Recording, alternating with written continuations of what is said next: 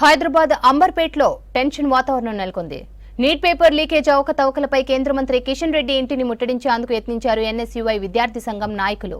నీట్ను రద్దు చేయాలని డిమాండ్ చేశారు. పెద్ద ఎత్తున తరలి వచ్చిన విద్యా కిషన్ రెడ్డి ఇంటికి దూసుకెళ్లేందుకు ప్రయత్నించారు విద్యార్థి నాయకులు. పోలీసులు వారిని అడ్డుకోవడంతో ఉద్రిక్త పరిస్థితి నెలకొంది. ఆందోళనకారులను అరెస్టు చేసి కాచిగూడ స్టేషన్కు తరలించారు పోలీసులు.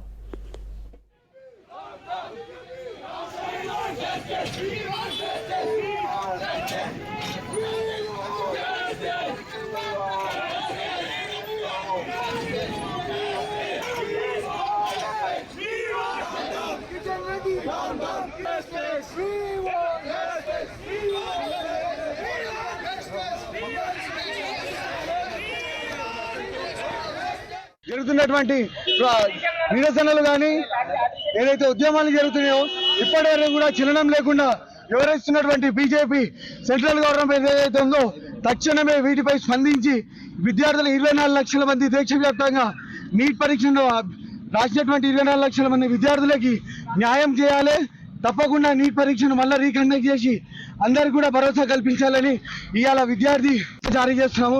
ఒకవేళ చేయని పక్షాన ఇదే విధంగా వీళ్ళు వివరిస్తే కనుక తీరనియకుండా చేస్తామని చెప్పి హెచ్చరిస్తున్నాము.